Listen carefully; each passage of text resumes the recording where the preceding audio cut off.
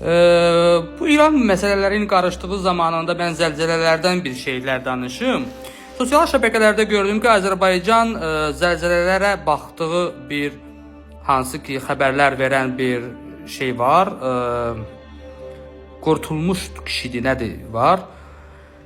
Deyiblər ki, güya hansısa bir ekstrasens falan çoxlu zəlzələlərdən danışır falan o bu. Bəs bu baş verəcəkmi deyə. Hələ bir texnologiya varmı ki, zəlzələlərin olacağını göstərsin? Məsəl üçün bir neçə gün qabaq, bir neçə ay, həftə qabaq. Məncə belə bir şey yoxdur. Və bu da deyir ki, ekstrasenslər deyir. Arada bir dediyin düz çıxsa deyir, mən demişdim deyə başlayırdı ondan özünə reklam tutmağa. Mən o Qurtuluş bəyə demək istəyirəm ki, Qurtulmuş bir nəsə belə bir adı var kişinin. Birincisi, Qarabağ Savaşın həmişə olacaq, biz torpaqlara alacaq deyə 30 il idi. Savaşdan bir il qabaq verdiyim proqnozlar bu olacaq və bir neçə illər qabaqda tarixi göstərməklə özümü tanıtmış bir ekstrasensəm. Əgər sözü o ha belə də deyib ki, güya 8 rəqəm adlandırır. Bunlar da öz aləmində sual verib ki, güya yanvarın 8-də olacaq. Hələ yanvarın 8-i falanı heç bir tarix açıqlamamışam. O yüzden Allahlıq eləmək olar, yalan olar. Mən sadəcə 8 rəqəm hiss edirəm dedim. Dedim 18, 28, saat 8, 8 civarında bal bilmirəm dedim. Belə bir büyük zəlzələni hiss etdiyimi demişəm. Bəli. Tarix deməmişəm. Amma içində bir 8 rəqəm hiss edirəm dedim bu baş verən zamanında. Bir 8 rəqəm normal hiss etmirəm dedim. Yəni 8 ətrafında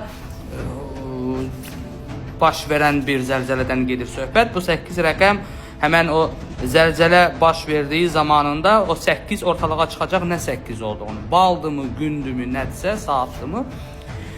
İndi mən həmən o Qurtulmuş bəyə demək istəyirəm ki, mən dünyaya gəldiyim haradasa bir 35 ildən çoxdur.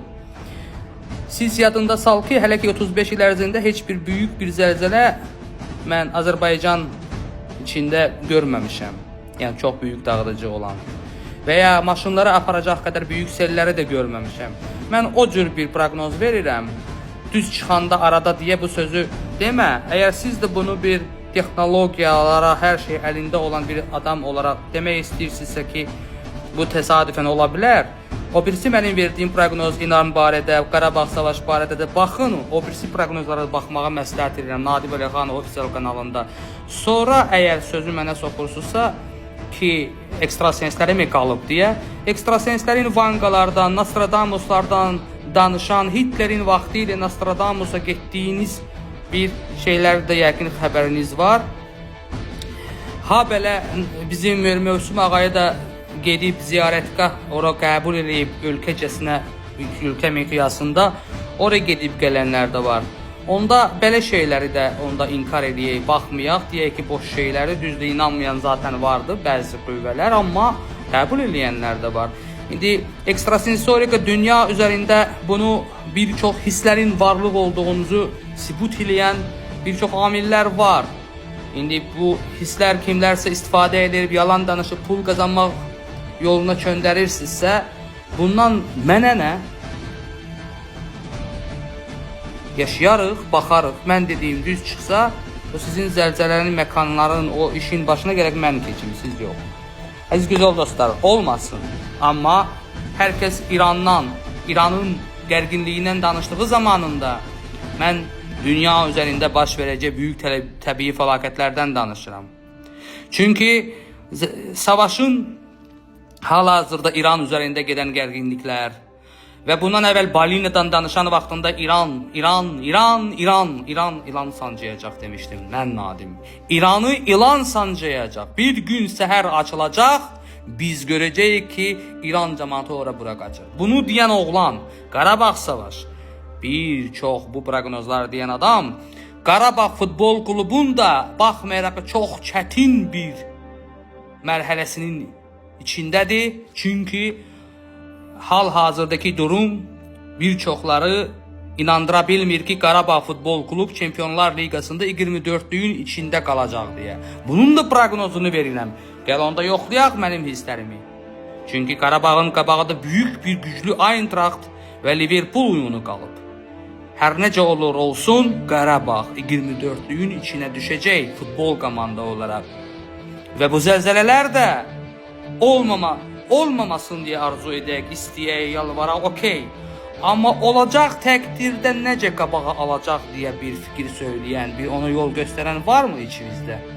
Allahın işidir, nə bilim, nədir deyə başından eləyib getməkdənsə, yaxşı tikilməyən binalara, gərgin ola biləcək sürüşmə zonalara diqqət yetirib, olacaq ehtimal eləyən yer sürüşmələri, sellər, böyük zəlzələlər barəsində necə qabağını almaq lazımdır, düşünmək lazımdır. Güclü hissləri olan, özünü sübut edən insanını boş şeydir deyə üstünə çamur atmaq o qədər yaxşı bir şey deyil. Baş verəndə bir şeylər təsadüfi haldır deyib keçirsiniz. Mən yenə də deyirəm, inşallah Azərbaycanında savaş falan belə bir şey heç nə olmayacaq, belə bir şey hiss etmirəm. Türkiyə ordusu düzdür savaşa girəcəyini görürəm. Hansısa bir ölkə üzərindən falan artıq bu barədə danışıqlar gedir. Çünki mən bunu çoxdan demişdim. Artıq bunun ipuçları var. İran neçə illərdir deyirdim. İranın keçmiş 12 günün savaşına qədər də demişdim. İran sancıyacağı, İran nə bilim nə. Müvəqqəti olaraq İranın savaşı saxladığını və gerçəkləşəcəyini ki, bu gərgin olan bir dönəmdə 3-cü Dünya Savaşı olsa da hal-hazır ki, bu 2026-cı ildə Azərbaycan üçün savaş barədə heç bir qorxulucu bir şey gözlənilmir. Olacaqsa təbii fəlakətlərdən nəsə ola bilər. Həm dünyada bu təbii fəlakətlər çox alov alacaq, həm də bunun azdan çoxdan Azərbaycana ziyan ola bilər. Mən 2026-cı ildə imminə zəlzələ olacaq demirəm. Mən sadəcə zəlzələlərin tarixini deyə bilmirəm. 8 rəqəmi görsənir. 8 rəqəm özünü doğruldan bir zəlzələ içində bir rəqəm 8 olaraq nə vaxtsa bu olacağını yaxın illərdə, aylarda, günlərdə belə bir şey hiss edirəm. Amma dünyanın bir çox bölgələrində zəlzələlər çox olacaq. Həddindən artıq. Adi bugün savaşlar olmayanda dedim ki, 3-cü Dünya Savaşı, çoxlu savaşlar olacaq deyəndə deyirdiniz ki, hər zaman savaşlar olub da bu cür dönəmə gəlmiş bir vəziyyət olmuşdu. Artıq dünyanın hər bir ölkə savaş içində olmağından qorxur. Hələ bir vəziyyət yaranıbdır. Getdikcə də bu ölkələr, savaşlar çoxalır.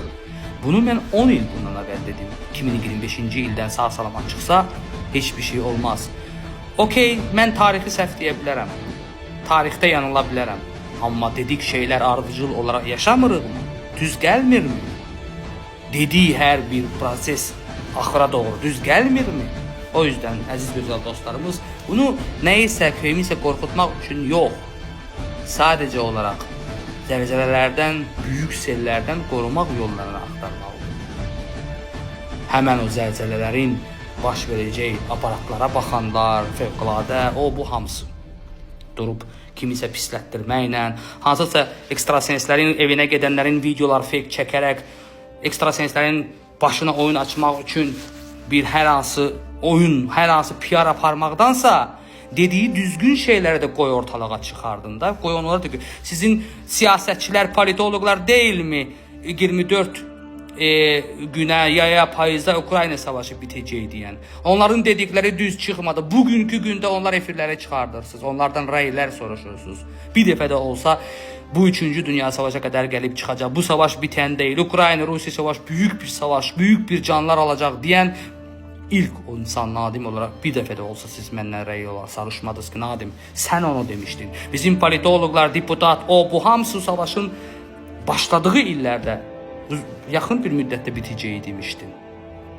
Qarabağ savaşın hətta 45 gün keçəcəyini 44 gündə bitdi. Görmüş bir adam. Nətər siz mənə şər ata bilərsiniz? Nətər sizin, okeydə mən sustum, danışmadım, öldüm, öldürdü, tutdu, bastı, bundan düzələcəkmi işlərimiz? Bəs mənim dedikləri baş vermiş və sonrakiləri baş verəndə hansı üzlə çıxıb burada siz deyəcəksiniz ki, əşi, bu belədir deyə.